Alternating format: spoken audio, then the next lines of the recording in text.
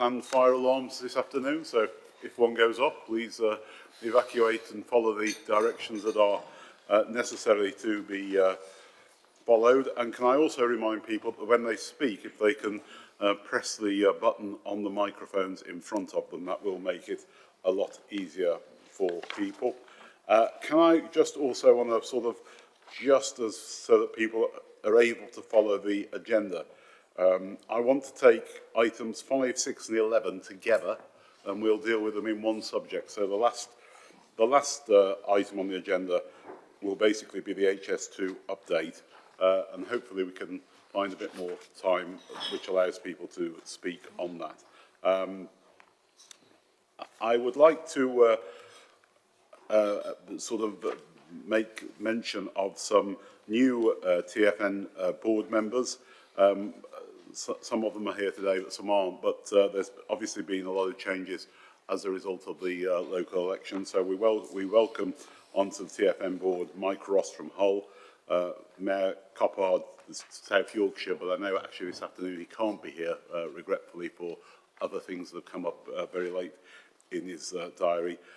Councillor Duncan, North Yorkshire, and Councillor Dawson from Tees Valley, and some changes on the LEPs, Cumbria LEP, and also the Leeds LEP. Can I also thank those people who didn't get reappointed to the board or have decided to leave the board, in particular Darren Hale and Eva Scott, for the work that they put in over a very long time to Transport for the North. That takes us through the things I want to do there.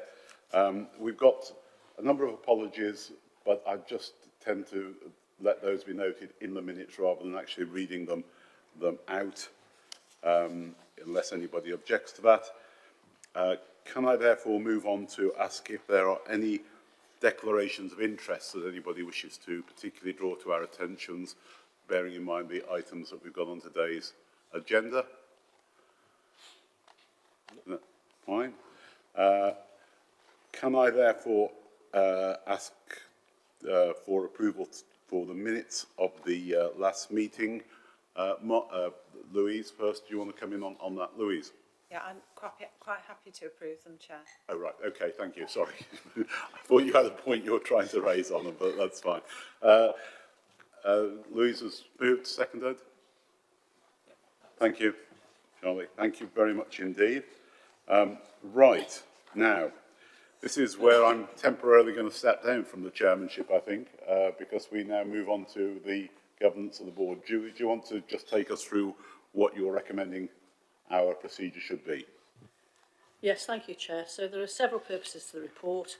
Initially, it allows board to elect its chair and vice chairs and confirm its membership, including on its committees for the forthcoming year, and then to confirm its calendar of meetings subject to any amendments in consultations with the chairs which might be necessary in the future, and it then addresses a number of constitutional recommendations. There are 10 recommendations which are set out in 2.1 of the report, but for ease of reference, I will split the report into sections to allow you to consider the distinct aspects in the report. So, as has been indicated, the first two recommendations relate to the appointment of the chair of board and partnership board. The requirements in the regulations regarding the chair and vice chairs are explained in the report, and board is invited first of all to elect its independent chair for both bodies for the forthcoming year. As has been indicated, it's customary for the chair to vacate the chair and for a vice chair to preside during this part of the item, but there's no need for the chair to actually leave the table or leave the room. Thank you. Thank you very much, Julie. So I'll take on I'm not going to move and sit over there, so I'll stay here if that's all right by everybody. So could I have some nominations for the independent chair of Transport for the North Board and Partnership Board? Charlie? Thank you, Interim Vice Chairman, Vice Chairman. Can I please nominate Patrick McLaughlin? Any other nominations? No? Could I have a seconder, please? Craig? Councillor Brown, sorry. Okay. Thank you. Happy to second that, Chair. Okay, thank you. All those in favour? That's clearly carried. I shall hand the chair back to you now, Patrick. Thank you. Thank you very much indeed. Julie, we now have the, are you going to read out the nominations that we've got so far? Well, I'll just present it briefly, Chair, if that's okay. Recommendations 3 and 4 relate to the appointments of the Vice Chair roles. Those appointments are also expected in line with the Constitution, and we have been notified that both of the existing Vice Chairs wish to continue to be nominated to their respective roles. Thank you, Chair. Okay, can I have, is everybody content with that? Thank you. Good, that's that bit done, so we can now move on to the rest of the governance points, please, Julie. Thank you, Chair. So, recommendations 5 and 6 invite Board to approve the membership of its boards and committees for the forthcoming year, and also to approve the calendar of meetings, again noting that these can, if circumstances require, be subject to future change in consultation with the relevant chairs. Can I just note at this point that in Appendix 2, the meeting of Board and Partnership Board is actually the 14th of December 2022, not the 14th of September as printed. That's an error, it's the 14th of December rather than September.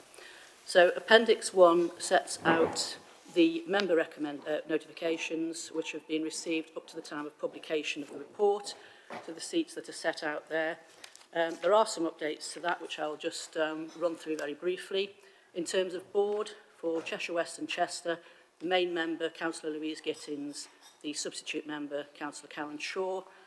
For Blackburn with Darwin, Councillor Phil Riley and Councillor Kwesi Mahmood, respectively. For NECA, Councillor Martin Gannon and Councillor Graham Miller, respectively. And for Wyker, the substitute will be Councillor Susan Hinchcliffe. And for the Nottingham area, Shagufta Odus is the substitute member nominated. For Scrutiny Committee, for Cheshire West and Chester, it's Andrew Cooper and Kate Cernick, respectively. For the North East Combined Authority, Tracy Dixon and Ernest Gibson, respectively. And for the South Yorkshire Mayoral Combined Authority, James Higginbottom and Joe Blackman, respectively. On the General Purposes Committee, for Wyker, Susan Hinchcliffe is nominated as the main member. Mayor Brabin is already nominated as the substitute member. And on Rail North Committee, for Wyker, again, the main member is Susan Hinchcliffe. And for the North of Humber, the nominated members are Mike Ross and Jonathan Owen, respectively. That still leaves a number of gaps, and I would invite members, if possible, to indicate their selections, if possible now, if not, then as soon as possible following the meeting, please. As noted in 3.6 of the report, Councillor Jonathan Owen of East Riding has been nominated to fill the vacant seat on Audit and Governance Committee, and as part of this, members are invited to confirm him for that position. Although I'll be coming to the recommendation to extend the number of seats on Audit and Governance in the next section, after you've dealt with this section, I would note here that if that's accepted, there will be 2 further vacancies on Audit and Governance due to the departure of Councillor Scott and the creation of the new seat. So I would urge members to very strongly considering offering to fill those vacant roles on the committee, as it's an important role of TFN's governance. And all members of board or their substitutes are eligible for those posts. So I refer you to recommendations 5 and 6. Thank you, Chair. Okay, is everybody content with that? Okay, thank you very much indeed. Is that? Thank you, Chair. So there's just one further section I need to deal with. So a minor change, first of all, is required to allow the Constitution to reflect in the Partnership Board's terms of reference that it will have an independent chair. That isn't actually shown in Appendix 3 as the report suggests, but it is included within the recommendation, and it just reverses an earlier suspension of that provision to reflect again that the Partnership Board will have an independent chair. Further to that, with the changes in local government forthcoming in Cumbria and North Yorkshire with effect from next April, there will be amendments to how the functions are delivered in those areas, with Cumbria dividing into 2 unitaries and North Yorkshire becoming a unitary. So because members' roles and responsibilities will be changing, and to enable a transition period for representatives from the shadow authorities to begin to contribute towards TFN's work now that elections have taken place, it's recommended that for each of the new shadow authorities, they be invited to nominate a member with observer status for future TFN board meetings, albeit that would be for public items only. Although as most items are in the public, that would allow them fairly full access to information and the ability to be able to begin to listen and contribute. Regarding General Purposes Committee, which, as you know, is constituted of 10 constituent authority members and 1 LEP member, this had an inaugural consultation call on the 23rd of February, with its recommendations accepted by Board on the 30th of March, and it's now recommended that it's an appropriate time for General Purposes Committee to start to consider a detailed review of TFN's governance arrangements, including consideration of the development of GBR and the switch from co-client to co-sponsor, and to bring recommendations back to Board in due course as to its findings. It's recommended that in relation to the appointment processes for statutory officers, the General Purposes Committee be acknowledged as undertaking the function of an appointment committee in order to avoid future need to develop ad hoc arrangements, such was recently necessary for the appointment of the Chief Executive. And it's also further recommended that the GPC be acknowledged as the panel, which would be required if the eventuality ever arose for considering any potential disciplinary proceedings against a statutory officer, and that GPC will also undertake at its forthcoming meetings consideration around the required involvement of independent persons and how they can best be included in that developing process. The report explains that TFN's arrangements comply with the 2001 regulations around the officer disciplinary process as far as is necessary, but because TFN has no independent persons in this context of its own, now is a good time to set up a detailed process in case it was ever to be needed. In response to a question which was asked by Peter Kennan, the LEP members on board unfortunately would not qualify as independent persons in this context, hence the need for a more detailed consideration to happen around how qualifying and appropriate independent persons would be selected if that needed to happen. General Purposes Committee will also be able to consider whether or not it would want to recommend the establishment of a subcommittee of itself, a smaller subcommittee to fulfil those functions, and all of its recommendations will be reported back to Board in due course. As members will also be aware, during and in the aftermath of COVID, and unless and until the law around public meetings is amended, obtaining a quorum has been an important issue for public bodies, including TFN, given its large geographical breadth. So Audit Committee has faced particular challenges, and as I've touched on, as a way to build in further resilience for the future, it's recommended that a 6th seat for an elected member, on top of the 5 existing seats, be added to Audit and Governance's membership. That would take the total membership to 6 elected members and 4 independent members, which with a quorum of 3, of which 2 must be the elected members. That would ensure a wider pool of membership to help ensure meetings in future can be quorate. Assuming that is approved, again, I would urge members to very strongly consider offering to fill vacant roles in the committee because of the importance to TFN's governance. And as I've said, all board members or substitutes are eligible. So I would reiterate that that would be extremely useful if members could put their names forward for that. And finally, we will explore the possibility of aligning meetings to same-day venues as far as we can. Whether or not that may prove possible remains to be seen, but given the different functions and tie-ins, we will explore all avenues in relation to that. So I hope that explains the position and refer you to recommendations 7 to 10. Thank you, Chair. Thank you. Has anybody got any comments on that, or are they happy to approve the report? Okay. Thank you very much indeed. Right. If we can, as I say, if we can just take items 5 and 6 together along with 11, I think that will help facilitate the rest of the afternoon and the agenda. So, Martin, can I hand over to you first to take us through the budget plus a business plan, and then Paul afterwards. Thank you. Thank you, Chairman, and good afternoon, ladies and gentlemen. So yes, a bit of a double act myself, just giving a brief introduction to the business plan. I'll then pass over to Paul Kelly as the Interim Finance Director to talk about the budget numbers.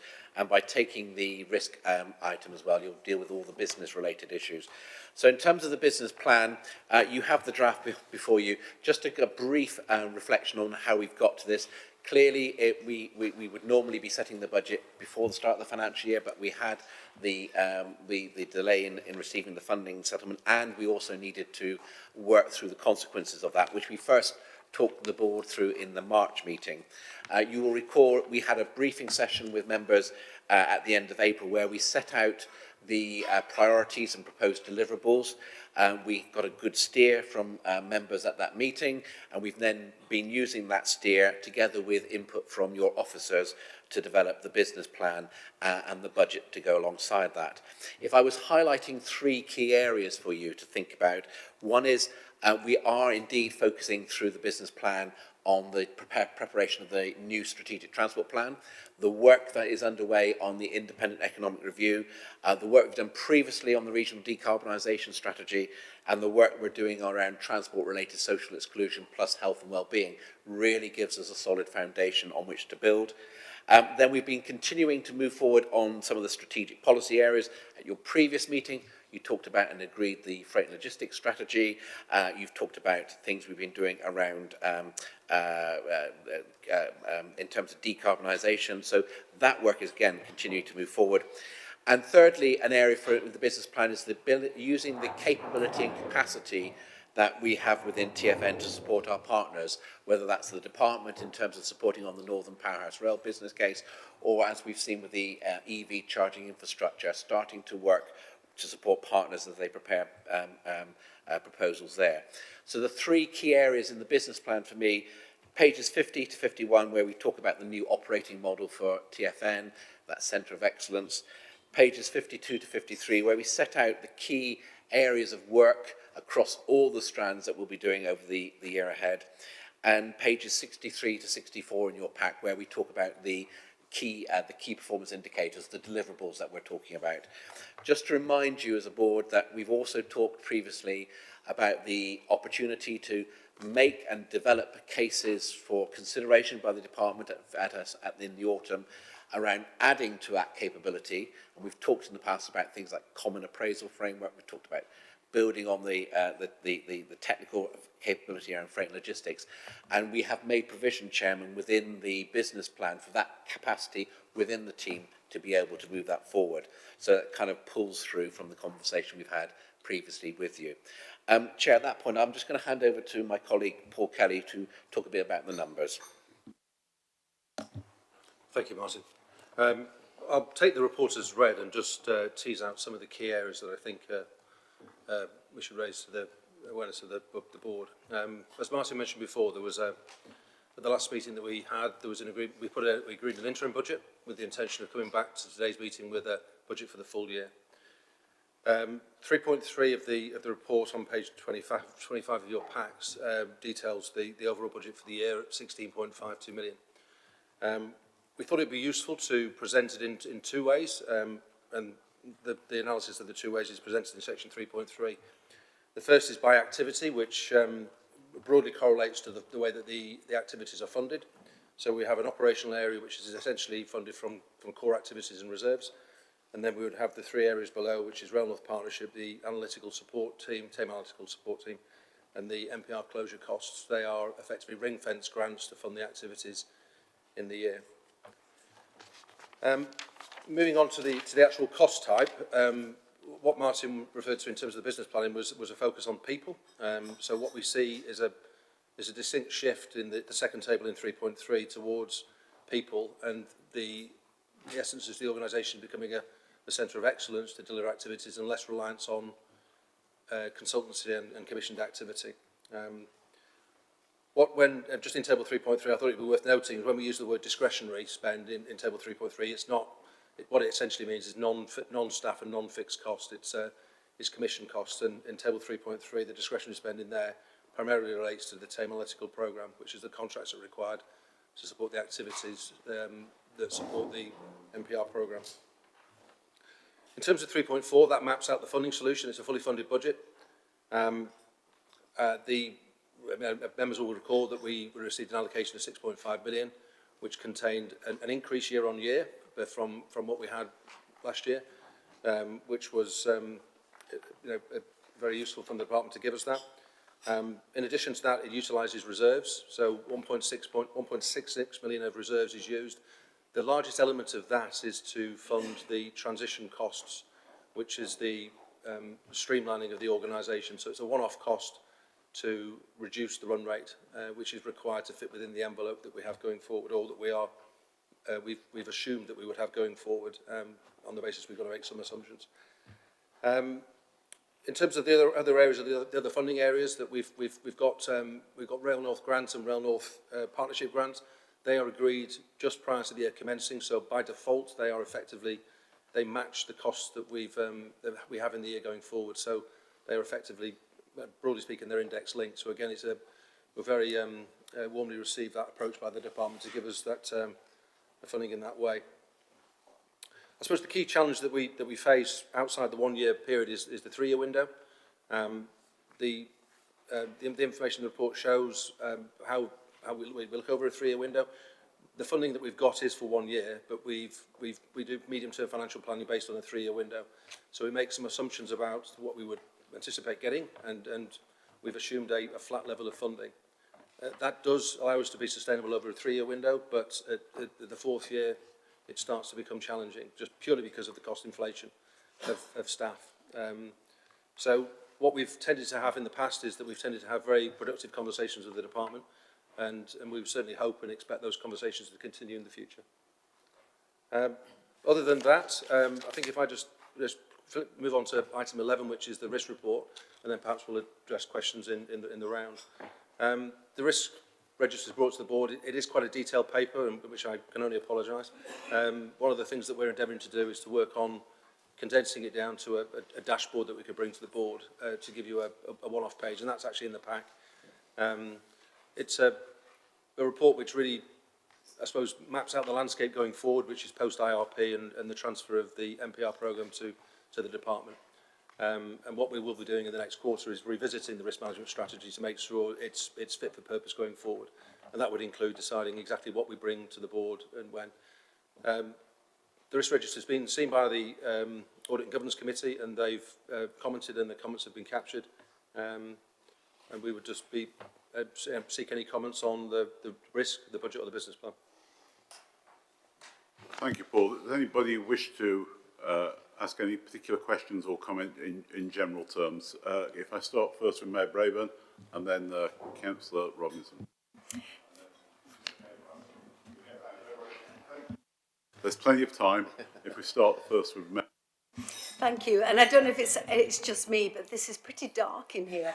I mean, I barely see Louise on the other side. Just a couple of points. Thank you so much for that thorough talk through. One thing is, it's really disappointing to see Leeds close.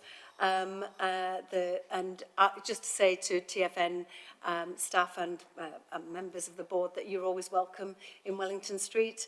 And I hope that you would make use of that to keep that east and west presence. It can't just be all skewed towards Manchester.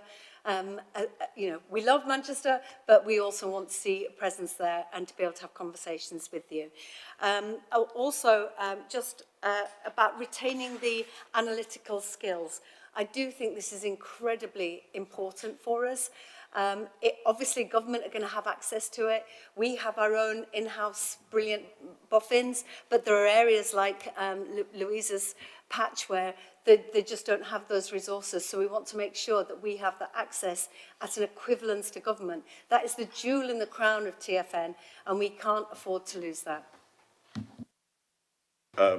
Shall we take, can I also, just at this stage, I think it would be the right stage to do so, congratulate Bradford on getting its nomination for City of Culture. And I think one of the things that we want to do is to see if there are any ways that we can do some early work to possibly help there as far as transport issues are concerned. I mean, I think it will be very, very important for the city, and I think we shouldn't let this opportunity go without sort of acknowledging that. Thank you so much, Chair. And I know that Rob and Susan and myself will be making sure that we can celebrate Bradford 2025, but also in the run-up to that, we've got Leeds 2023, Kirklees Year of Music, Wakefield Year of Culture, Calderdale Year of Culture. So we need a good transport network that serves us all. I don't want to go into a bidding process here, but okay, fine, thank you. Councillor Robinson first. Yeah, thanks. I won't go through all the different events in the Liverpool City region. That's absolutely fine. And they're all things that all of us across the north share. Two comments and questions from myself, if I may. The first regards communications and engagement strategy. I'm pleased to see that on page 42 of the report on the business plan, it does reference a number of activities that we're doing. But one of the things I was going to ask is, could we have that more detailed communications and engagement plan circulated around us? Because, to be very honest about the situation, one of TFN's key roles as a statutory advisor to government is to be that collective one voice for the north of England. And to quote John Cridland as Patrick's predecessor, actually our role is to speak truth to power. And being very candid, I think there may well be occasions over the future year when we have to point out some inconvenient truths to power, particularly when we think about the real risks around funding cuts and thus service cuts to the North's rail network.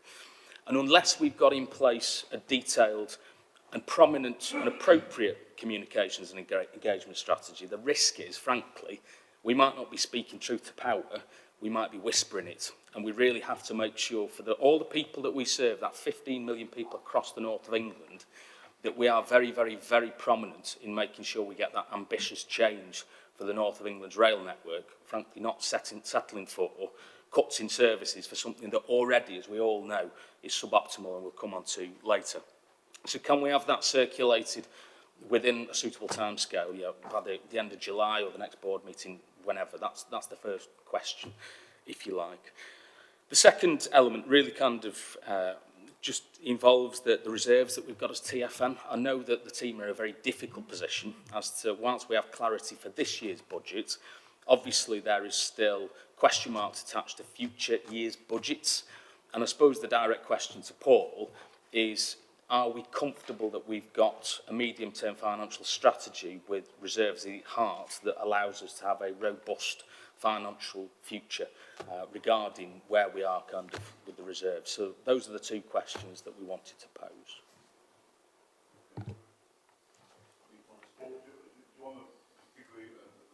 Paul, do you want to particularly deal with that as far as the reserves and the strategy is concerned? Yeah, the answer is yes.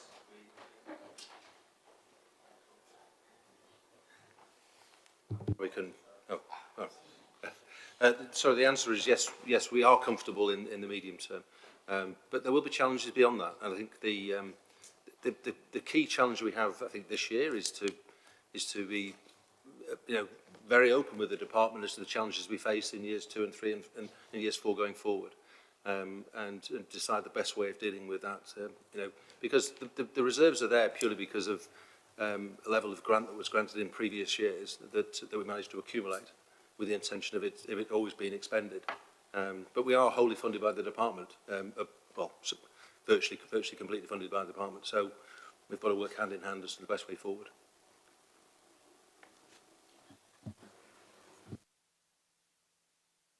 Okay, Martin will pick up towards the end. Councillor Gittings. Yeah, just a question really on the finances. I know in local government we're very worried about in-year inflationary pressures, and I just wondered how they'd been factored into them. And also just to note that the Secretary of State announced 2-year funding settlements for local government, allegedly, so that would be good if that sort of transferred over as well into Grant Shapps' department. So I don't know if DFT have got heard any rumours about similar things, but it was fairly good news for local government, even though it should be longer, but 2 years better than 1. So yeah, it was inflationary pressures that was my big worry, really. Okay, who else wanted to come to those? We've got Keith. Sorry, Keith, and then Mark. Yes, thank you, Chair, and my apologies for being late. It was just a serious accident on the A59. I should have picked the A1 and come in a different way, but my mistake. I just wanted to support Louise in concerns about government funding coming forward. 2 years is not a long time in government when we've suffered 12 years of major cuts. And this situation we're facing now isn't going to help us. And every time as a local authority, transport authority, we contact government on our major projects, which are obviously now going, costing far more than what we anticipated. We're just told there's no more money in the system and we'll have to look for it ourselves. Now this could be really detrimental to our local economies, because we're not able to to build roads with the funding that we have, and colleagues in the LEP are facing the same situation because our economic development depends upon our infrastructures. And just picking up on the point that Paul made, as I vice chair the Audit and Governance Committee, our risk register will really need to be looked at in some great detail, because at the moment we just don't know where our risks are likely to lie in the future going forward, and they could be more prominent with just a 12-month settlement in the finances. So, you know, we're all facing very difficult financial periods, and with regard to transport authorities like myself in Cumbria, we are going to have to start to look more into transport for the north for support with our projects and developing our projects, because consultants are just not available anymore, and you just can't get a reasonable costing out of them. So it's important that we have maintained some capability within there, and I would encourage all local authorities to start and use transport for the north. Thank you, Chair. Thank you. Mark Roberts.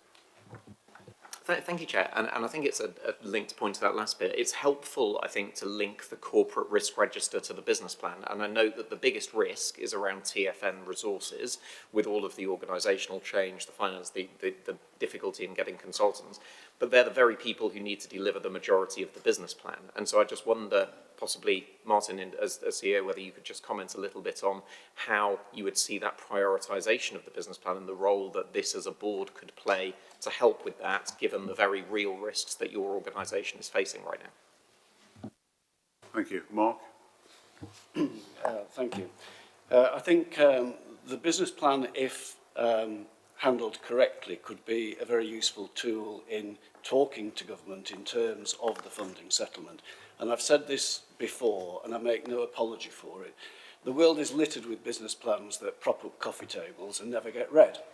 So it's really important that we have clarity of message and presentation in the business plan, and a golden thread about economic performance through that business plan. That will enable a much more grown-up conversation with government around funding. So apologies for making the same point again. Well, don't apologise, because it's a very relevant point, I think, is part of the problem. Peter? Thank you, Chair.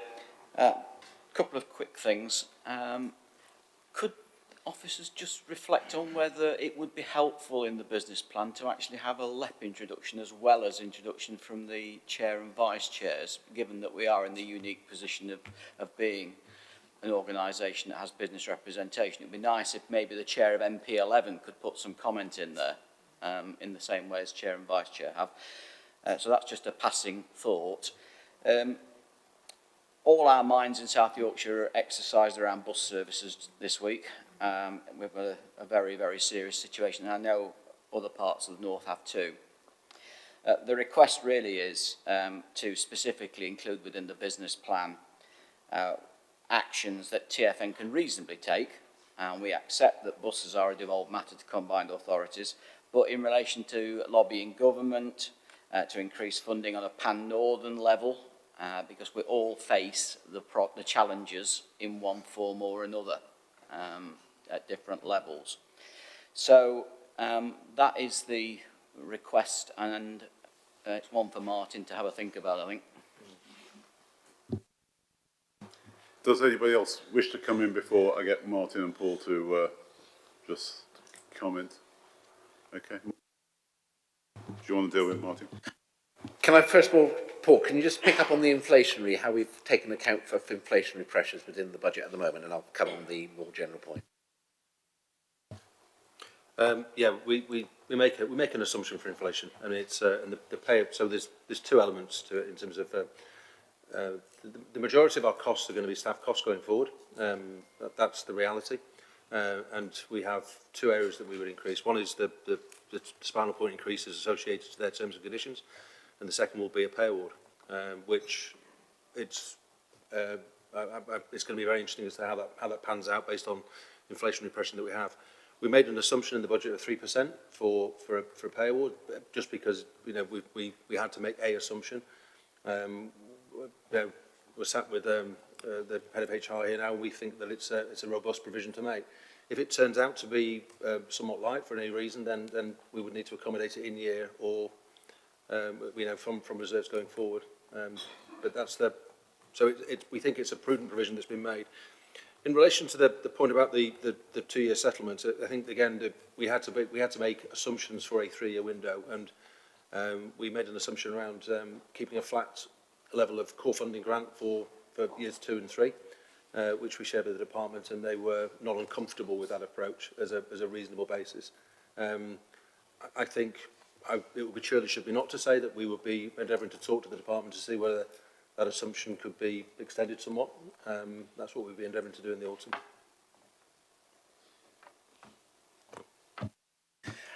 Chair, if I pick up on some of the more general points. So picking up on Mark, your point about the prioritisation.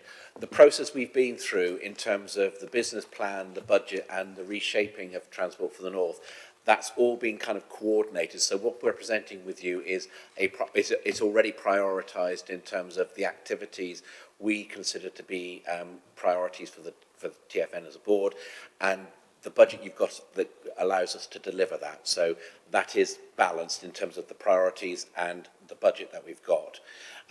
As I made comment earlier, Chairman, we've made provision within the resourcing for actually working on some of those ideas, those propositions, for example, around freight logistics, for example, around working on common appraisal framework, picking up on Mayor Braben's point about we've actually got this analytical resource.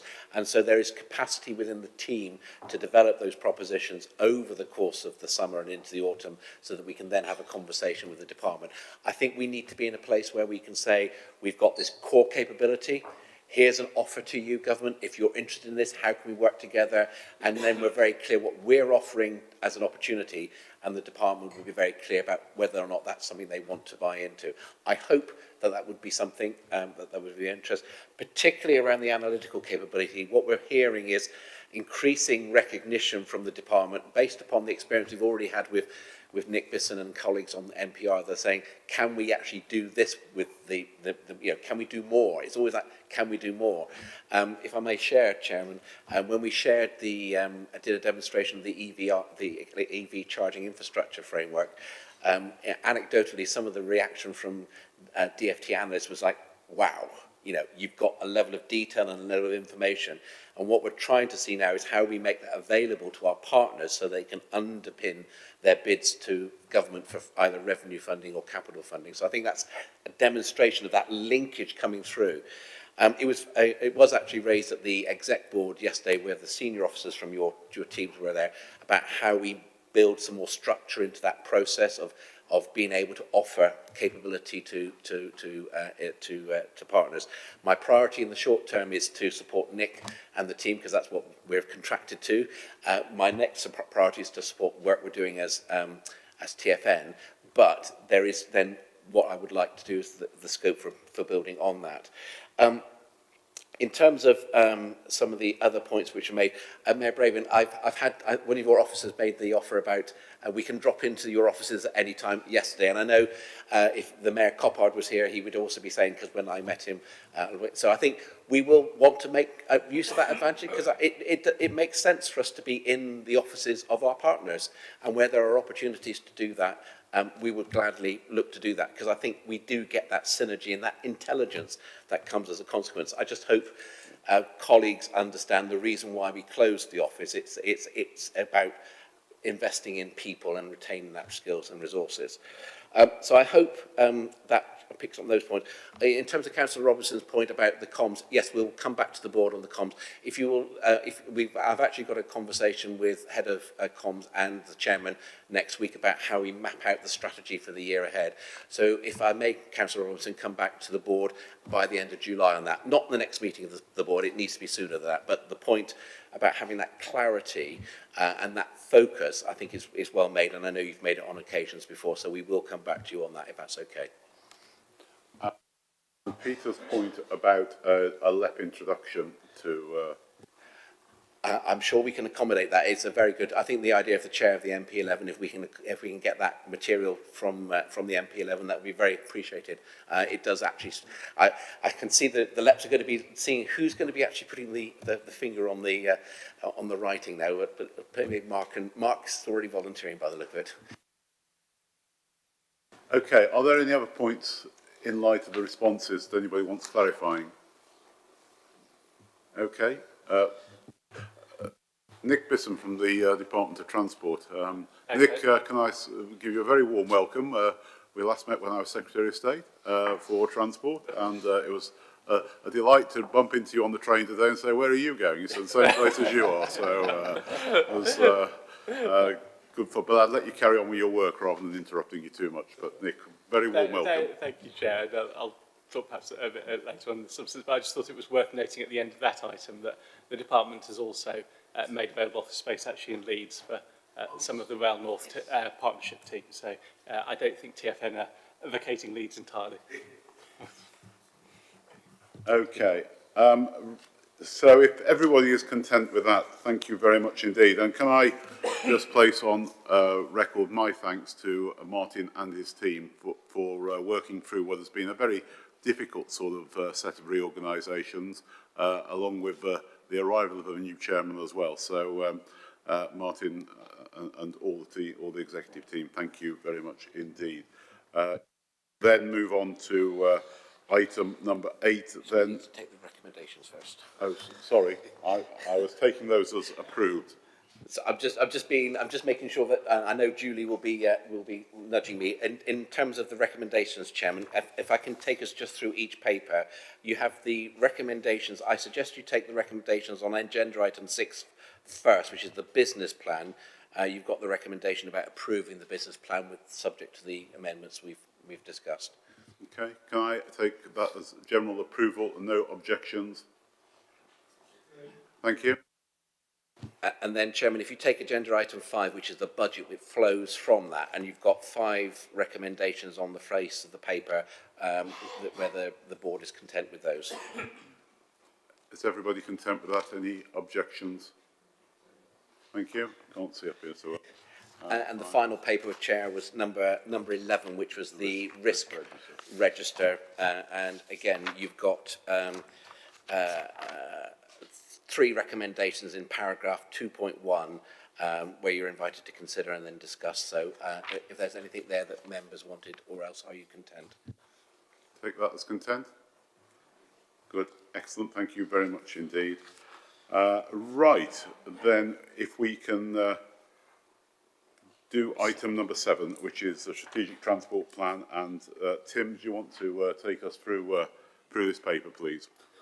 Yeah, thank you, Chair, and good afternoon, Board. I'm presenting this paper today on behalf of Lucy, and it builds very much on what Martin's just described in the business plan item, actually. So producing a transport plan for the whole of the North is right at the heart of TFN's statutory role, and will be a key element of TFN's activity right through the year.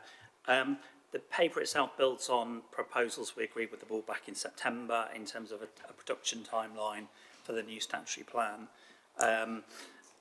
Since we agreed that timeline with you in September, we've been doing the work with all of your officers with some excellent engagement as ever. Thank you. To develop the proposals for the new plan. So what's in the paper, and in particular section 4 of the paper, takes you through the key principles we're proposing that should underpin the new plan, as well as then the outline structure. And subject to the board's approval, then over the next months, we'll be working in detail to then develop the substance and particularly the evidence, the remaining evidence base behind the plan itself. I'll be very brief because I know time is tight today. I think the biggest thing I sort of wanted to raise with the board really is in terms of the work we've done, in terms of the principles that we're putting forward. I think probably the biggest step forward from the plan that was agreed in 2019, which in itself was the first plan for the North, and was in itself a very significant step forward, really what we've done since then is develop the evidence base really significantly, not just in terms of connectivity, but in terms of decarbonisation, the work on freight, the work on inclusive growth, on rural mobility. We will, as part of this work, be resetting our vision for rail, following the integrated rail plan, and also drawing very heavily on the evidence base around roads and the future of roads as well. All of which to say is that actually now that we've got that evidence base, it enables us to do two things really. One is to produce a statutory plan which actually is more focused and absolutely more concise, I think it's fair to say, than the 2019 plan, because we've got that strength of evidence base behind us now. And although there are one or two quite important things that we're doing this year, and still work to do, partly around rail, partly around some research we've been doing on health and well-being. We'll be looking in detail at transport-related social exclusion. We got a number of things still to do the rest of this year, but our intention is by the time we come to December board, we'll be putting in front of you the entirety of the evidence base and a set of recommendations for the substance of the plan. As I said, we can do that because we've got now a really comprehensive, coherent and integrated evidence base. I think the other big sort of change or departure from the 2019 plan, again, because we've got the evidence to be able to do it, but also recognising now that not only because of the sort of uncertainty around travel demand post-COVID, but also because of the need to make really pressing progress on decarbonisation over the next 5 to 10 years, that as well as resetting that long-term vision in the STP, what we want to do is put forward very specific proposals for what actually needs to happen in the shorter term, particularly in the next 5 to 10 years, over the next two funding periods, to really ensure that we're putting the right steps in place, both in terms of the actions that are needed, the work that's needed with central government, but also the interventions that are required. So retaining that long-term vision, but being really focused on the near term as well. And so there's a proposed structure in paragraph 4.8 that really sort of reflects those principles. As I said, we're expecting the STP itself to be much shorter, much more focused.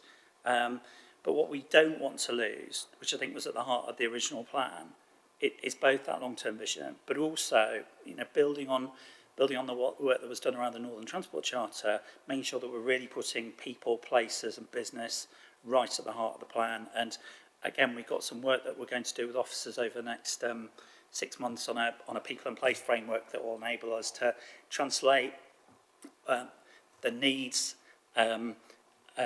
of different places, different groups, different communities into a really clear set of outcomes and actions to take forward. So I'll pause there. As I said, subject to the board's approval today, we'll go on and now sort of complete the next phase of the work.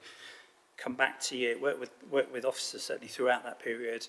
Come back to the board in September with an update, and sort of final evidence base coming to the board in December, and then a draft plan coming to the board at the end of March 23. So, Chair, I'll leave it there and go back to you. Okay, any points on that? I mean, the programme is very well set out in 3.2, which sort of gives the timeline. But the way in which you feed in during the course of that timeline is also, there's an opportunity now for anybody who wishes to raise any particular points. Mayor Braben. Thank you. And of course, it's really welcome to see the plan. I suppose my frustration, you're not going to be surprised to hear this, is that when we had a plan, which was ambitious and bold and was agreed by the board, we all agreed it, that when we're talking about it's focused and it's shorter, what we don't want to do is to lose that ambition. Now, we had the Osborne vision, the 3 pillars. They have all gone by the wayside. What is our big plan? We should be building on where we were. And what we agreed only months ago was our plan for the North.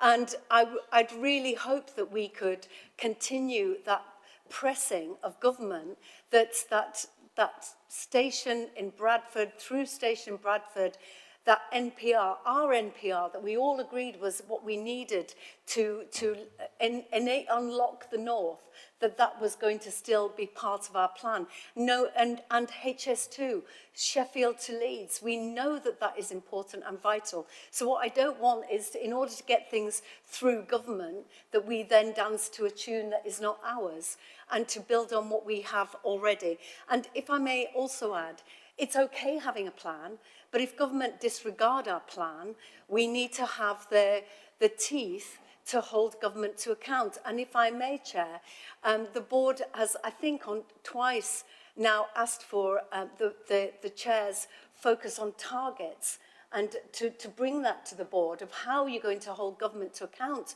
on this, and we haven't seen that. And I think it's really important that we understand the strategy, that we can talk about plans all we like, but until we get government to listen, that this is the only way you unlock the north, is to give us the transport that we all agree that we need. Well, we might as well just not bother. Anybody else? Yes, thank you, Sorry, Chair. Keith. I mean, Tracy, I think, has said most of it, if not all of it. I'm pleased we're also going to be considering working with the strategic plan, but also not forgetting the local transport authorities and what their needs and wishes are to make this all come together. And I think the point that was raised earlier about the LEP, that's an important point, and they need to be considered and able to be put into all of this. Okay, thank you. Councillor Edwards. Thank you, Mr. Chair. I think when we were having the discussions about the integrated rail plan last year, I was of the belief that this is that what was announced was IRP1, and that we now need to be making sure that we press for IRP2, 2.0. And this piece of work, I think, is exactly the way in which we do it. It's all well and good saying what we want, but unless there's a real strategic, evidence-based set of documentations behind it, then there's no point in asking for things, I don't think, from government. I think it's useful, and well, it's actually at the foundation of what we're trying to achieve. We in the business plan, we say we want to be a technical centre of excellence. Well, let's use that technical centre of excellence to convince people of the desires and the wishes that we want. So I think this is exactly the way forward. If we want to ask the right things from government, then we've got to make sure that we've got that evidence base to underpin it. So I fully support this work. Thank Tim and the team for everything that they've done so far. I'm very much looking forward to seeing it. And I also am very grateful for the fact that already we have been able to, as Lancashire, we've been able to input into it. It cannot, again, I say this with the love of the people in this room, it cannot just be a city-focused document. It has to be about how do the towns and those that contribute into the bigger cities, how do we actually get people, both commuters, into our cities, and also for you lovely city folk to come into our beautiful countryside and spend all your money. So I think it's really important that we do have a really strong evidence base to do this, and I'm very pleased to see that Lancashire has been able to input a lot more than it did a few years ago. Thank you for that. I think the cities want the people from the countryside to go in the cities and spend their money as well. So it's movement both ways is what we want to see. Any other particular points that anybody wants to come in? Louise. Yeah, just really to support what Tracy's been saying. I think it's really important that we are ambitious and we don't go back, and we need to keep on going with our our vision for unlocking the north. So yeah, I think that's reiterate that. I think. Sorry, Mark. Thank you. Just to come back on both those last 2 points. I think short and concise and with clarity doesn't need to sacrifice ambition. So I think the two can be absolutely aligned, but short and concise is the right thing to do. Thank you. I completely concur with that. I think the truth is that we also want to make sure that what's been so far promised is also delivered. So delivery as to what is there, and then further ambition beyond that, but also to ensure that what's been promised at the moment is delivered as well, which is something we need to keep our eye on very much indeed. Okay, are there any other points? Can we approve that document? Are people content with the timetable that is laid down? Okay, thank you very much indeed. Right, can we... Can we move on then to the Rail North update? I'm afraid David isn't able to be with us today because he's suffering with COVID. So Martin, I think you're going to deal with this, and then Liam come in as well on this particular point. Thank you. Thank you, Chairman. Yes, unfortunately, David tested positive this morning, so he's watching, I'm sure, on live stream. Whether we're keeping him entertained, hopefully we are. Chairman, I think in some respects this builds on very neatly from the previous conversation, and just touching on the point made by all the members about retaining the ambition. That was one of the messages I think that came through very loudly in the Rail North Committee conversation. This sense that, yes, there are some short-term issues and challenges which we also need to be focused on, but we cannot and must not lose that ambition. And indeed, I think as officers, we took it was a very clear steer from the committee that we must make sure we retain and re-energise that ambition in the work, not just of the committee, but in terms of the work of the Strategic Transport Plan. Chairman, you've got the report before you. I think there's a number of things there.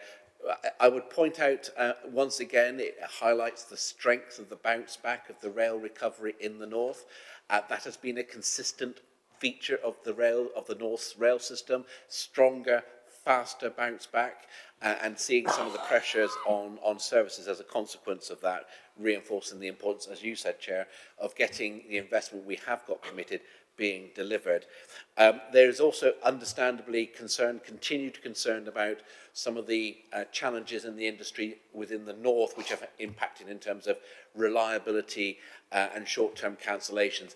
And the committee were very clear, I felt, about the fact that this has real consequences for individuals if you haven't got that reliability and confidence.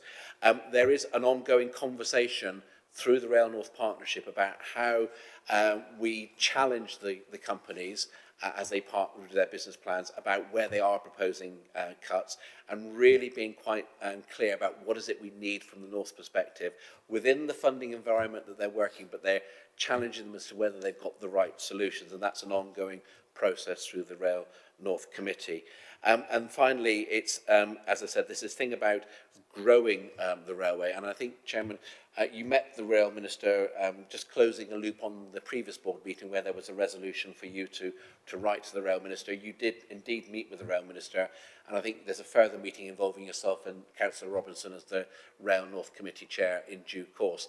So I think at that point I'll maybe invite Councillor Robinson as the Chairman to add some further context. Yeah, thanks very much, Martin. You very kind of eloquently covered all the different areas that were discussed at the last committee, but I do think it's appropriate for myself just to distill, if you like, the tone of the last meeting. I think it's, I say very diplomatically, there's a lot of members, in fact all members of all geographies and political persuasions, who are very, very frustrated with the current state of affairs across the North's rail network. As has been mentioned in previous items, we were all signed up to a vision of an ambitious, significantly improved rail network across the north of England, but the practical reality today is we've got something that's nowhere near as reliable as it should be, and frankly something that has seen service cuts on where it was a few years ago. Now, none of that is acceptable on a number of different levels. First and foremost, because you rightfully point out the way patronage levels in the north of England have bounced back so well compared to other parts of the country. The fact that if levelling up is to mean anything, it should mean an expanded rail network in the north of England, not something that's reduced backwards. But more fundamentally, I know this is an elephant in the room, but it needs to be said publicly. We know that there's all the mood music about significant cuts to railway budgets across this country, and significant cuts to the operational budgets for Northern Rail and Transpennine Express would translate into service cuts in the north of England. None of that would be acceptable to any of us. And frankly, if we didn't push back on that, it would be a dereliction of duty for the 15 million people travelling around our region. So whilst we won't sort of acquiesce with that, and we need to strongly push back on that in the right and appropriate fashion, I also think there's an appetite for us to be part of the solution in all of that. Now, I'm not going to mince my words here. We certainly won't be kind of signing up to reduce budgets for Northern and TransPennine, but there are parts of the industry, dark corners of the industry, where we're more than happy to shine a spotlight. I will always point out the rolling stock leasing companies, for example, that in 2020, I've seen this week, paid out a collective £900 million dividend. In 2020, the year of the pandemic, when most businesses in the north of England were losing money and understandably had to be dependent on government grants to see them through, why is that being allowed to be happened? There's lots of ways that Transport for the North can really investigate that, challenge that back, making sure that some of that money in the future is recaptured to protect services. And if we do that for the north of England, I think the whole of the travelling public for the UK will owe us a debt of gratitude, quite frankly, because we can show there's ways that taxpayers' money can be used much better to protect services. So a lot of work that we can do to be part of it, but none of us should be under any kind of illusions that we're going to accept any funding cuts, because there is no appetite for that whatsoever. Okay, Mayor Braben. I just want to concur with what you've said, because it's something that we as a board should be shouting about, those cuts to Northern. And obviously we welcome the investment for TransPennine, but if it's a reduced service, it's not going to be fit for purpose, because we need, as councillors and colleagues from South Yorkshire and in West Yorkshire, we're seeing these bus route cuts.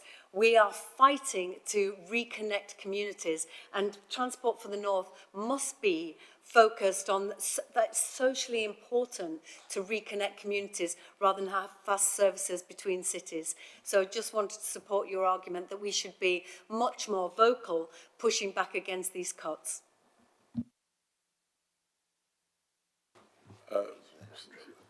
Sorry, I can't see from... Andrew, if you don't mind me saying, I can't see it. As somebody said earlier on, the light in this room is not the easiest. So Andrew first, and then Louise. Okay, and then...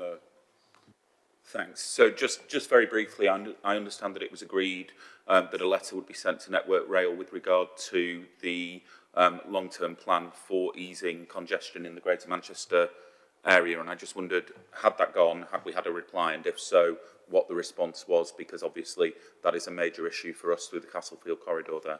Thanks. Chair, just to confirm the letter, I have sent the letter that the Rail North Committee asked. It was sent last week, and we are looking for a response from Network Rail. I think, in fairness to colleagues from Network Rail, there are other things that some of them are dealing with at the moment, but I've certainly talked with Network Rail colleagues, and they understand the importance of getting a response to that, but it has been pursued. Mr. Gittins? Yeah, I just want to speak up for the frustrated commuters on Leeds Station on Monday afternoon when I got the 5 o'clock train to Harrogate.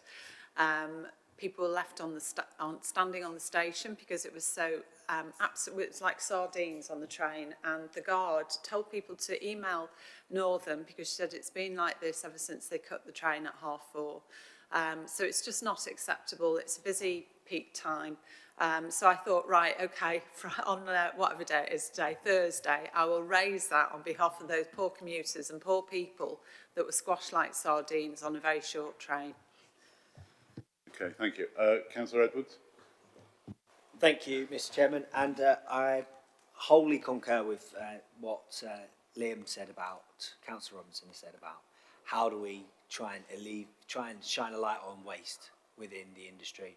I think it's so important, and the rolling stock lease thing, I think, is a great example, and I would be interested to know if that's something that we can actually pursue, either through the RNC or through this board.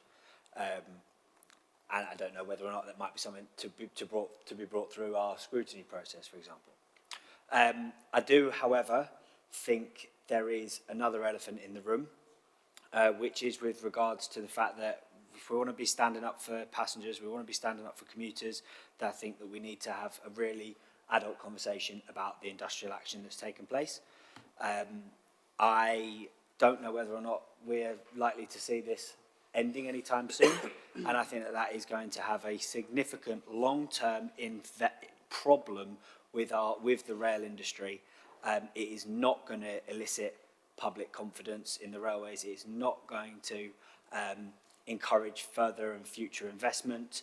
I think that we should, as a board, urge the companies and the unions to get back around the table as quickly as possible for passengers and for the taxpayers. And I do very much think that we should have a strong opinion on it. Thank you. Peter? Thank you, Chair. I just wanted to agree with Councillor Robinson in relation to cuts. But when we talk about cuts, I just want us to remember that there are many cuts that have already taken place, and we mustn't lose sight of those in fighting another battle about future cuts. We've got COVID suspended rail services, which could just drift into oblivion. And, you know, some of those are extremely important, as are the cuts that occurred as a result of the Manchester Task Force, such as South Yorkshire lost its Manchester Airport service. So there have been cuts, and we must not lose sight of those.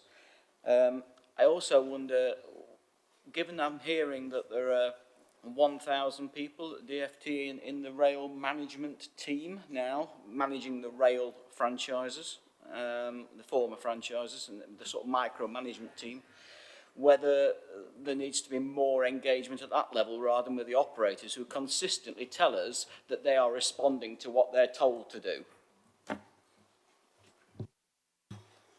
Well, if it's 1,000 people in the DFT on, yeah, okay, I'm not sure where that figure's come from. That seems a rather large figure, but okay. Anybody else? Well, Chair, anyway. Sorry? There is a principle anyway, yeah, which is that there's a micromanagement of the industry. Well, we're coming. The next item will also be an area where we can talk about that as well in the Great British Railways. But any other comments on the report that was put forward by Liam and Martin in the absence of David? If I may be cheeky, Chair, and come in again, but I think the big question that we should be asking government is, where is the plan for growth? Where are they seeing the future growth on our networks? To tackle the climate emergency, there must be a plan to get more people out of their cars and onto the rail network. Where is that plan? Because we all want to see it in our regions. We are spending 40 million on the climate crisis. That's not going to be, it's going to be a drop in the ocean if everybody's still in their cars. What is government's plan to get more people on the rail network? Martin wants to come in on 3 quick points, because I think part of what the... Sorry, okay, Louise as well. I'm going to be as cheeky as Tracy, actually, and support what she said, because we just put in a bid to electrify a small amount of line from Ellesmere Port to Helsby. And we weren't successful because there wasn't sufficient evidence of use of the line. Now, the whole point of electrifying it would be to increase the use and increase the trains. So I would really support that. Where is that evidence of growth? Okay, Martin wants to come in. I think just, you know, the whole question of decarbonising transport is not just with the railways, but it's also sort of great, as we had a very interesting report, if you remember, at the last meeting about electrification of cars and making sure we got more car charging electric points as well. So that is all part of the decarbonisation plan, which is absolutely essential for us. Mark, cover a few points. Thank you, Chairman. Just 3 quick points in response to a number of points made by colleagues, board members. This point about the point that was made by Peter Kennan about engaging with the department. Of course, we do that through the Rail North Partnership, because we sit there alongside alongside DFT with the operators, and as I touched on by way of introduction, that's one of the areas where we are pushing back and challenging the operators alongside the department to make sure that we're getting the outputs that we're looking for. I think, Chairman, just to remind, or just to point out to the committee, responding to Councillor Edwards, that we've made it, the TFN line has been consistently about the importance of all sides involved the national dispute to pursue constructive dialogue, and that remains our position. I think, as Councillor Edwards has said, that's important. And finally, my reflection, Chairman, is that, of course, you have got that follow-up meeting that yourself and Councillor Robinson would have, and the original idea of that meeting, just reminding members, was that you wanted to reach out to the Rail Minister and say, how can we work together to have that, as Mayor Braben says, that plan for growth. So I think, Chairman, I think there's some good feedback you've had from this and from Councillor Robinson with the Rail North Committee to take into that meeting with the Rail Minister, hopefully before summer recess. Yes, I mean, that was certainly the outcome of the one meeting I've had with Wendy, and I very much hope that we can have a meeting with Liam and some of the officers from TFN before, if we can, in the next few weeks, but it may be difficult to get it scheduled before the end of July, but we will do our utmost to do so. Okay, can I take it that that report is noted? Thank you very much indeed. Can we move on then to the update as far as Great British Railways is concerned, Martin? You've got the report in front of you, Chairman. So just 3 quick points by way of introduction. First of all, the Great British Railways transition team did publish a summary of the key points from their consultation on the whole industry strategic plan. We continue to have a conversation with the transition team about how we can work with them and support them, reinforcing the point that if you want to have more evidence, there's one place to come in the north, it's us.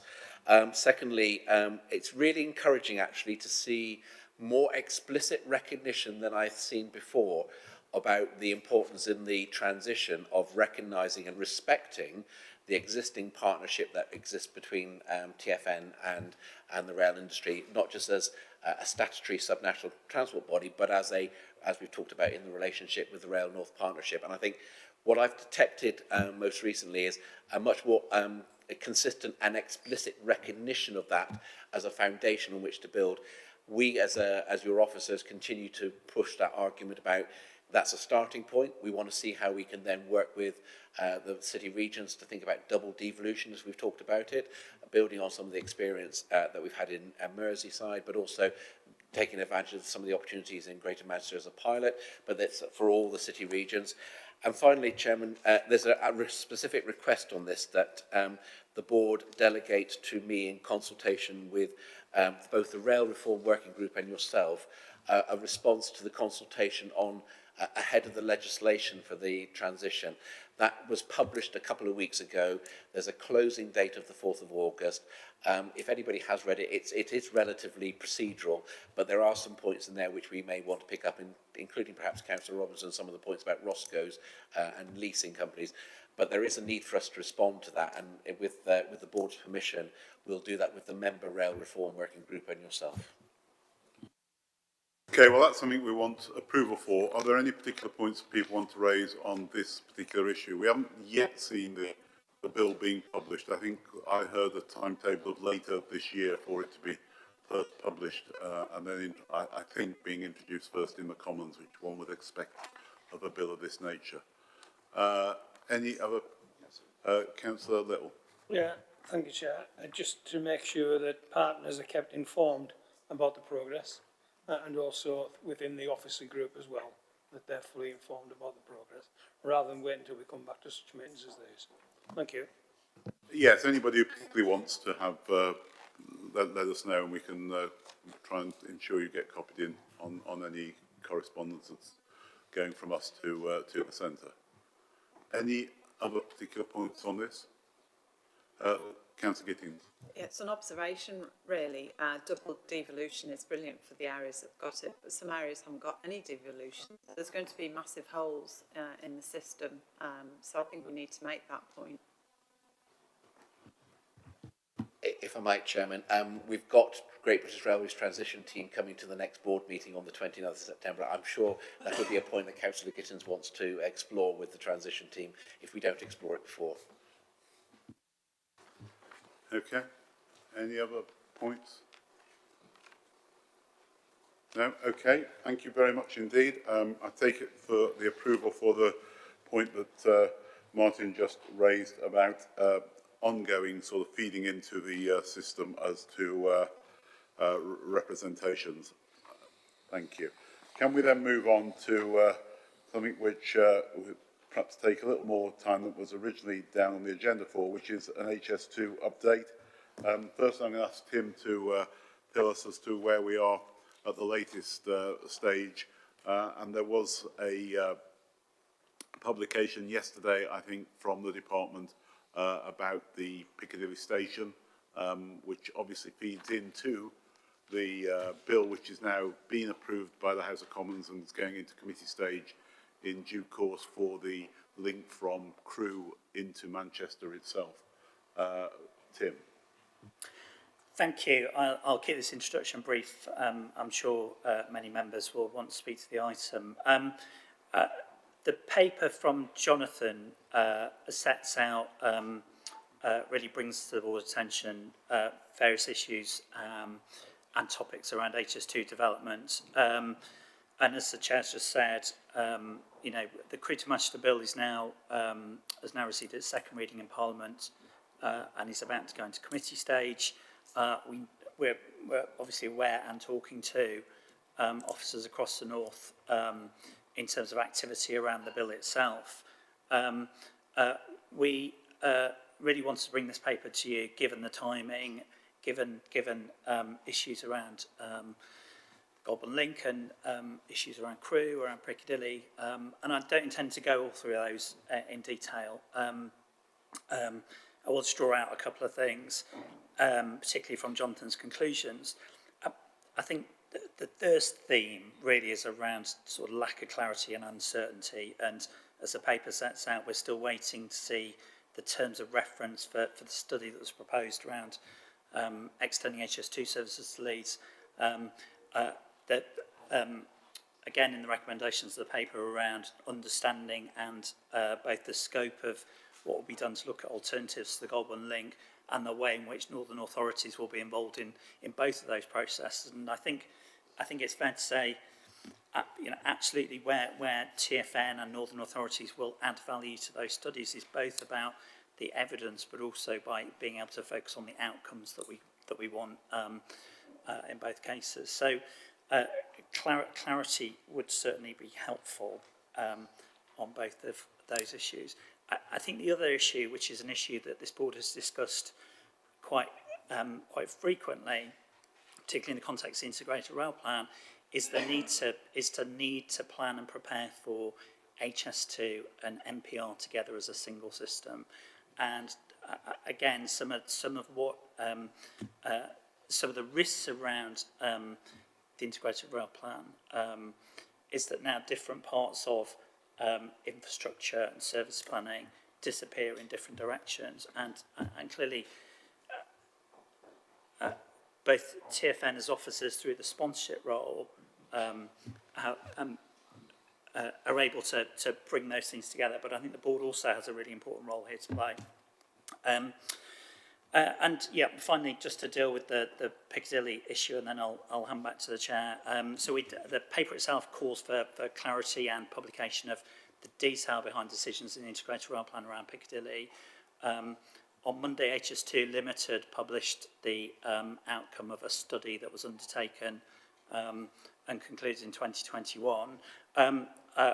We're still looking through the detail of that, and I think it's probably a little bit early for us to advise the board.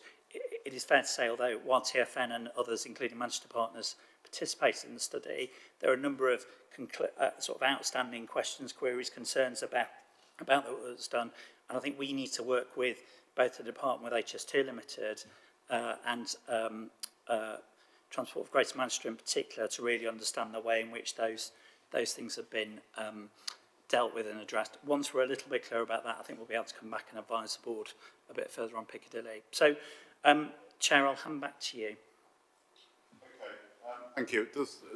I think various people want to come in. It is, Martin received a letter on as just said, on Monday, and I've also received a copy of a letter from Lancashire County Council to the Minister to Andrew Stevenson at the department, obviously wanting to cover in as far as the change, as far as the Goulburn Link is concerned, and ensuring that people aren't left behind. But that does get sort of involved in the longer term union connectivity. And what I'd like to do, Nick, if it's okay, is ask you to perhaps comment once you've heard some of the other comments around. That would be very useful, because I know this is something which is at the moment very much on your in-tray as to the various parts in and around. So can I start first with Liam, then Mayor Braeburn, then we'll go all round. I'll catch everyone in time. Liam first. Yeah, thanks very much. And certainly from a Liverpool City region perspective, we wanted to raise our concerns about the removal of the Goulburn link without an alternative identified. Because to be very frank about it, with no identified alternative, all it's going to do is create a massive bottleneck north of Crewe. There's already a significant pinch point on the existing rail network that, again, if no appropriate alternative is identified, would actually hinder current passenger services on the West Coast Main Line and certainly would hinder the growth of freight on the West Coast Main Line. And that would be absolutely pivotal for the growth of the Port of Liverpool as the main deep water port on the west of the British mainland, which is absolutely vital to all of the country, let alone the north of England. So our kind of questions, which probably are more appropriate for Nick than Tim, is actually, first and foremost, what's the timescale around identifying an alternative? And secondarily, is it guaranteed that an alternative will give us more capacity than the Goulburn link, not something that is diluted from where that was previously in place? Because if that's not the case, that is going to cause even further problems on top of the problems that the IRP is going to create for places like the Liverpool City region, but lots of other places across the north of England as well. Thank you. Yeah, it's regarding Sheffield to Leeds, and this terms of reference, we've been waiting 8 months for terms of reference. Now, my understanding, talking to the department, was that it was about to be announced and then there was something controversial in it, so it was pulled, and now they're waiting for a grid slot. But my worry is that it's going to be treading water until different political circumstances.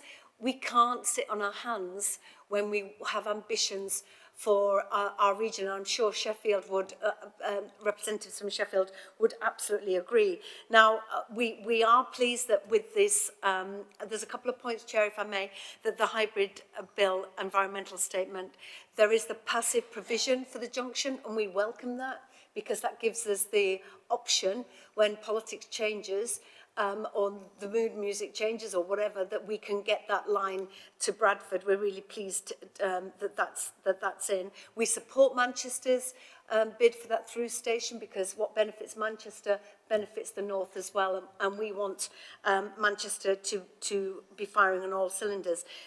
Within this item on the agenda, it says that the chair is going to write to the Secretary of State. Well, that absolutely needs to be public. If it's all possible. And also, that surely this is critical. We need to meet ministers in person. Letters can stay in trays for months on end. And it seems that the last time, and please correct me if I'm wrong, but the last time that the chair did write, the current Transport Secretary didn't even agree to meet. And I think that's, I'm not sure that's the case, but if that's the case, I think that's unfair that the current Secretary of State for Transport wouldn't meet the ex-Secretary of State for Transport. So I would expect that you are getting meetings at the very highest level to deal with these really, really serious and important issues, because we can't continue waiting for terms of reference. I'm not sure he's refused. He hasn't refused to meet me. I've spoken to him, but we've not formally met. He's not refused to meet me. I just want to clear that particular point. I'm batting for you, Chair. I want you to be in the room with the ministers. Much appreciated. Okay, where do we get? Sorry, Louise, and then, sorry, I know we spoke earlier on, but I can't see a name tag. Louise first. Yeah, I just want to, first of all, support everything Liam said about the Goulburn link. We need to be really clear about what's happening there. I support Tracy's ambitions for the other side, but we do have a concern in Cheshire and Warrington about Crewe and the future of it as a Crewe hub. We hear rumours that there's only going to be 2 trains an hour stopping there as opposed to the 5 to 7 trains, so we're not happy about that. I get the feeling that the further north HS2 comes, the less money that's going to be spent on it. We are, as a council, going to be petitioning against the bill for mitigation so that we can get the best for our residents who are going to be impacted during the 10-year period. But I do note that in Buckinghamshire, they've got a lovely viaduct. In the Chilterns, they've got a 10-mile tunnel underground. We're going to be given some bungs with the train running on the top of it. So I think, you know, I do feel that we're being shortchanged in the north, and certainly the plan for Piccadilly is absolutely ridiculous. The economic benefits of it are nonsense, and we need to be saying this in the strongest way that we can do. Okay, I mean, it is an extensive, having sort of been very involved in the early stages of the first bill, it is a very extensive public consultation exercise, and the way the bill goes through committee, everybody gets their chance to make their representation, so that's certainly going to happen. Councillor Phil Riley. At the risk of being boring, just really want to mention the impact of the points everyone's made about Golborne and its cancellation on Lancashire.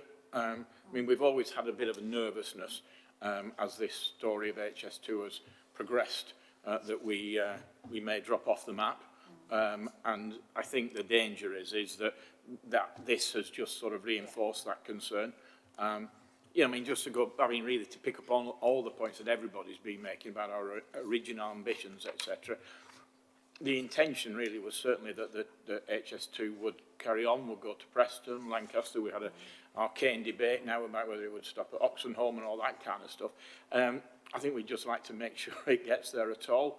And it's just really to say that this is a real point of concern. We want, the danger is going to be that in the end we'll end up with a service that doesn't get that far, that it becomes a service where we begin at Preston and then we change somewhere, and that's not what was ever intended. So I think that's just really to make the point that to be borne in mind, please.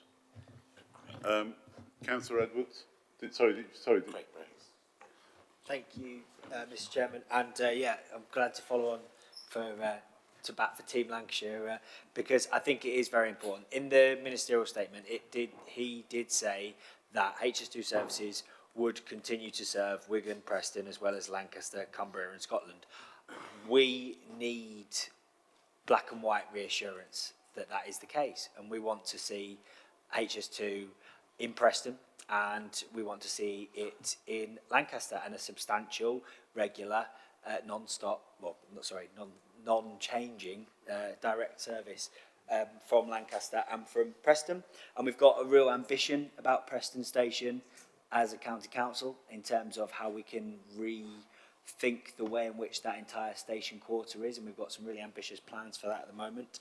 So I welcome the idea that we're going to be doing this study, but I would welcome it more if we were doing it at pace. I think that's the key, I really want to see a quick answer to this so that we really do have that kind of reassurance and we know how we're going to move forward in terms of how we prepare for the future with HS2. We really want to make sure that Preston and Lancaster are both HS2 ready.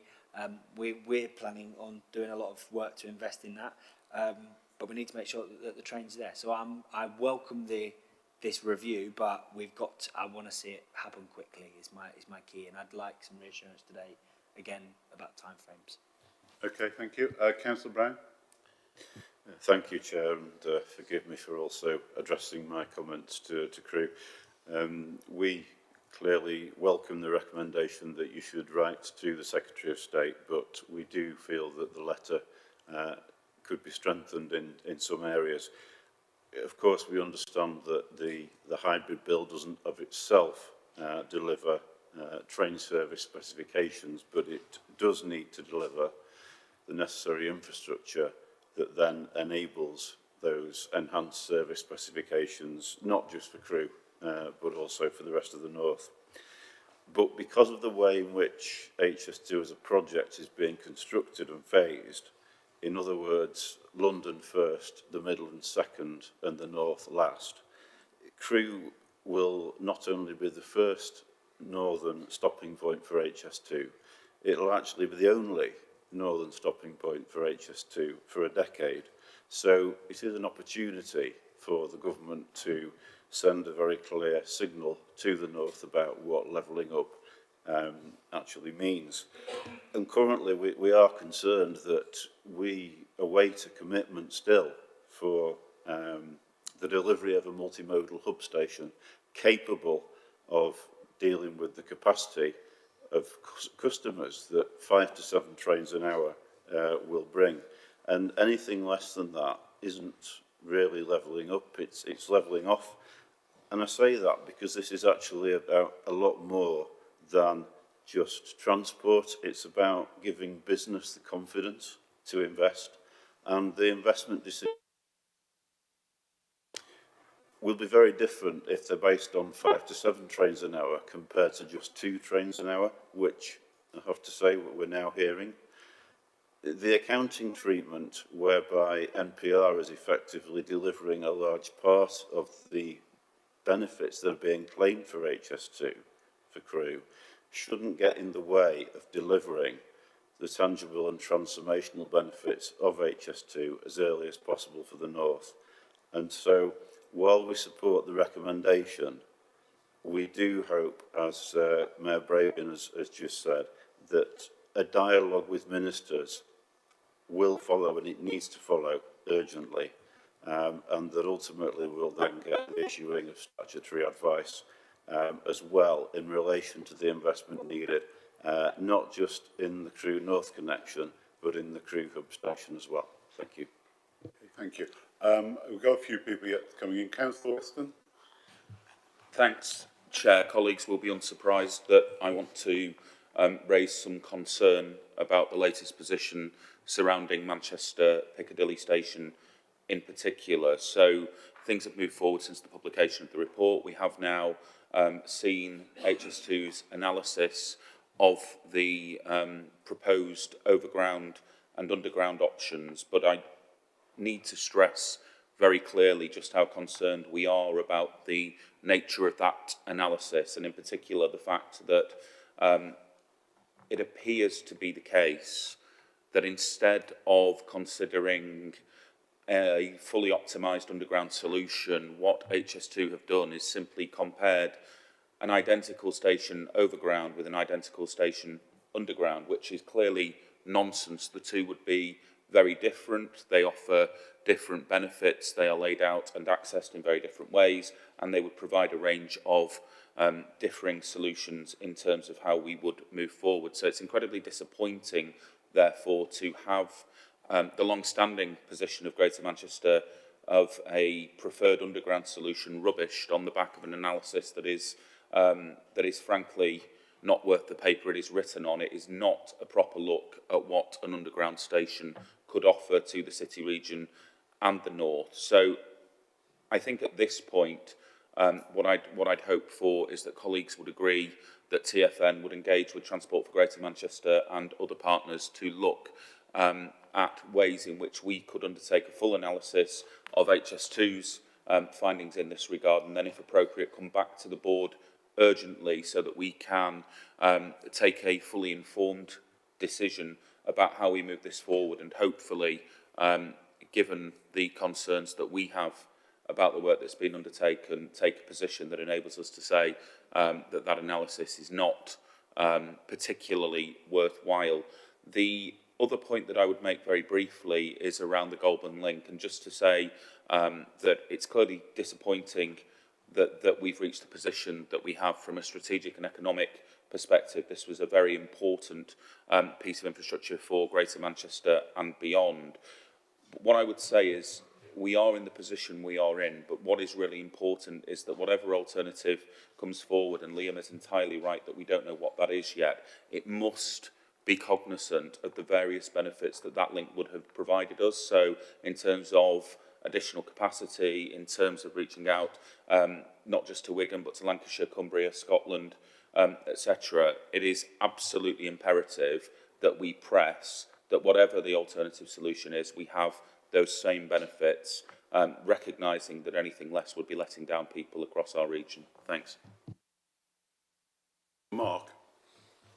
Thank you, Chair. I can't disagree with anything that's just been said just then. And I think we are probably at a very strategic point in the engagement on this. And therefore, I think our clarity of message, once again, has to be absolutely clear on all of this.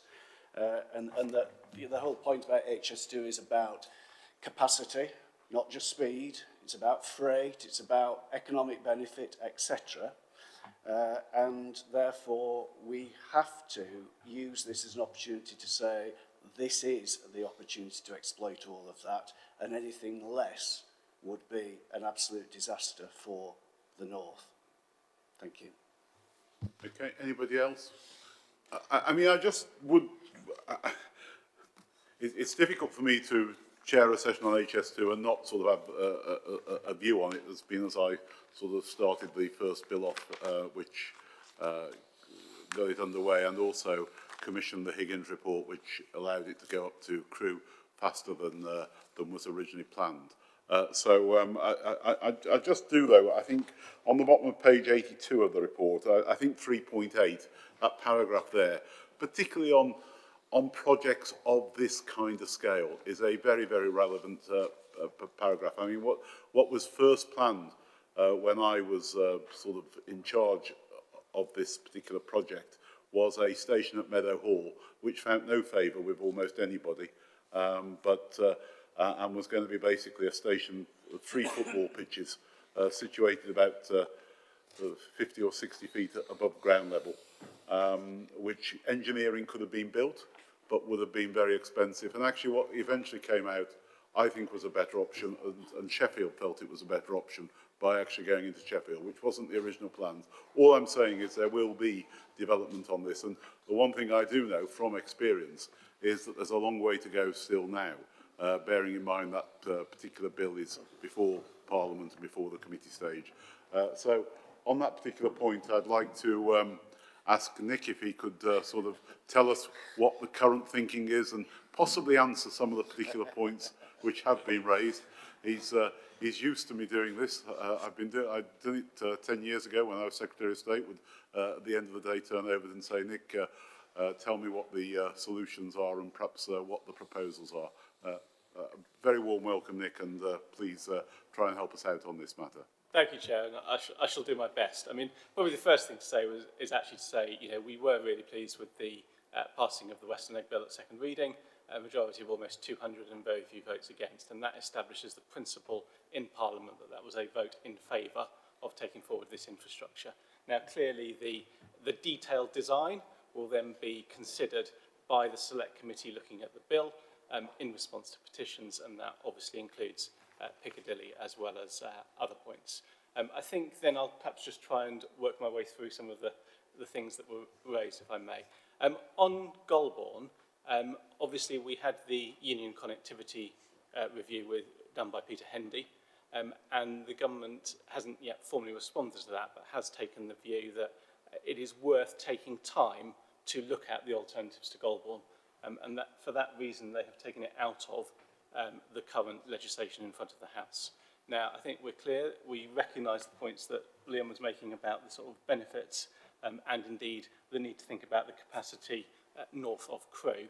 I think just to make a first comment about Lancashire, and then I'll come back to it if I may. You know, when phase 2A opens, the acceleration to Crewe, Chair, that you talked about, actually at that point we are anticipating services reaching Preston and Lancaster and Carlisle and Glasgow. With the opening of the western leg, there would then clearly be a journey time benefit into Manchester, and what Golborne was providing was a further journey time benefit going north and the ability to kind of further uplift the service. But just to be clear, there will be HS2 services extending north of Crewe as soon as they can get to Crewe effectively. It's not the case that Crewe becomes the only place served. In looking at those alternatives, we are interested in preserving benefit and we're interested in preserving affordability. So those will be the two things we're looking at. We absolutely recognise the kind of points made about capacity.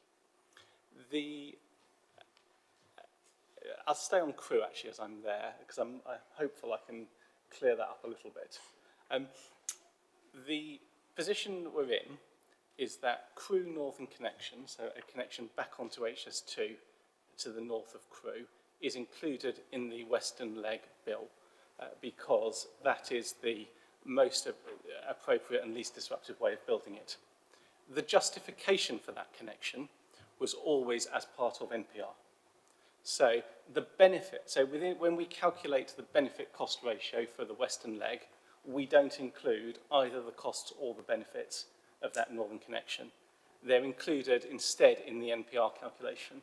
And if we didn't do that, we would artificially depress the NPR business case. So that's the reason for that treatment.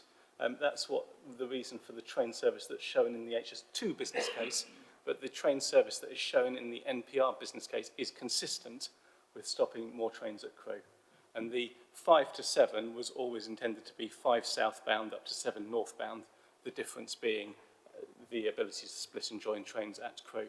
So I think if you have a look at what's being done with NPR, which we have been sharing with Martin and colleagues in TFN, then I think you will see that is there and it is intended. But as I say, the way this is treated in the different business cases is to make sure you get the benefits counted in the right place. Okay. I've dealt with Lancashire. If I come over to Leeds, we are keen to get the terms of reference published for that study, and we hope to do so soon. It's not the case, though, that we're completely sitting on our hands in advance of that. We are, with Rob and colleagues, and indeed with West Yorkshire officers, looking at the assembly of what evidence can already be put together and thinking about what work needs to be done following the publication of those. So, yes, soon is the intent. Where haven't I been? Just give me a moment. Piccadilly, obviously the government has published, HS2 Limited has published the technical advice to government. I think that also, you will want to take a judgment on this, but in my mind that also reflects the work that Richard George previously did for this board when he undertook a independent review of the different options. And, you'll be unsurprised to know that from a government perspective, I have to say, we think there's a coherent evidence base there. No doubt those arguments will be tested in committee. Anything that I have not got to? In terms of timing on the Goulburn work, we want to get on with that, but I can't give you a precise answer then, but we will come back on that. But we are, we are intending to make progress there, and indeed to make sure that we're ready to take advantages of any kind of synergy with other work that might be going on. Nick, thank you very much indeed for that. So the recommendation is that I do write to the Secretary of State. It will be a sorry, Cran. Thank you, Chair. I wonder if I could just briefly come back on the explanation we've had from Nick. Thank you. I am a little more reassured now in terms of the 5 to 7 trains than I was before I came into this meeting. What I'm still, and we're still very concerned about, is that there does still seem to be a disconnect. Euston gets a hub station, Old Oak Common, Birmingham gets a hub station, and when it gets to Crewe, the only commitment we have to date is for 2 extended platforms and some new signs. That's not the same. And we don't believe that that enables the capacity that's necessary to receive and deliver 5 to 7 train services an hour. It appears to be as a result of a disagreement between DFT and Network Rail as to who pays for it. Thank you. Some things will never change. Councillor Little first. Yeah, thank you, and thanks, Nick, for your explanation. But is there an alternative to the Goulburn link? You referred to the Goulburn link and the alternative. So a number have been considered over time, and you will find some of those kind of in previously published technical work. We want to confirm exactly kind of the scope of this next stage of work, but there are alternative ways of connecting HS2 to the west coast, and to Liam's point, depending on where that falls, depends on what work you want to do to the existing line as well. I mean, I'm not a big user of the train between Scotland and London, but the fact that people get on and off almost on every station that it stops at, if you're going to keep bypassing stations, then people aren't going to go in the first place to go either way. If this is going to be financially viable, it has to take account that people need to be riding it and getting on and off of it. Oh, yeah. Councillor Gittins. Flashed green then. Could I just request really that any sort of discussions around other routes could be done in consultation with the board members, because I think it's I think sometimes things are done on a map in London, so I think it'd be really good to sort of consider implications and things and have that consultation with board members. Thank you. Nick, I'm sure that's maybe one of the things you wish to ask.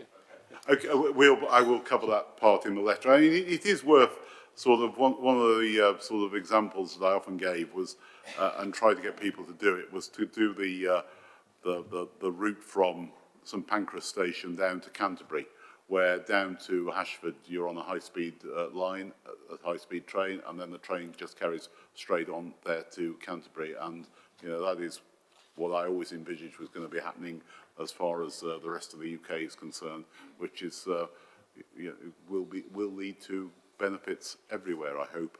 A scheme of this size, importance and cost does need to serve as many areas of the country as possible. So that's something that I know everybody wants to see happen, and I certainly do as well. Okay, Nick, can I thank you very much for being here today. Very convenient and very useful to have that sort of update as to some of the latest developments, because this is a very, very big project, and stories do get out that somehow services are going to be diminished.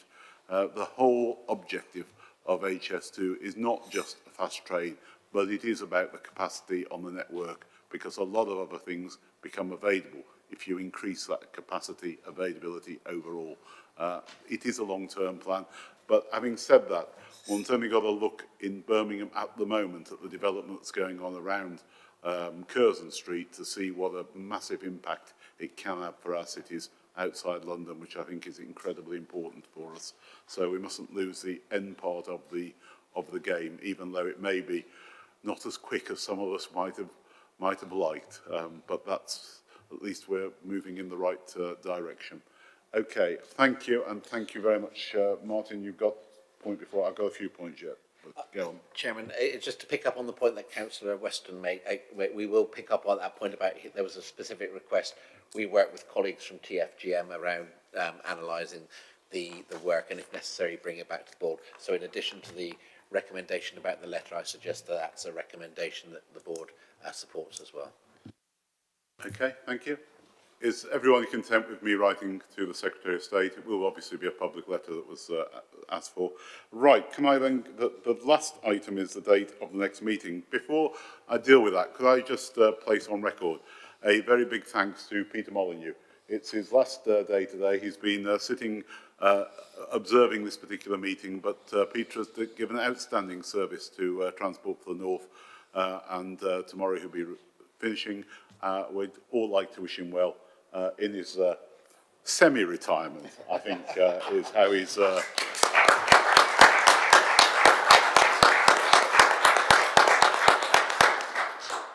how he's told me it's going to be, and those of us who have moved into semi-retirement all know what a challenge that can be. So can I thank you all very much indeed, and look forward to seeing you at the next meeting, which is Thursday, the 29th of September. Thank you very much.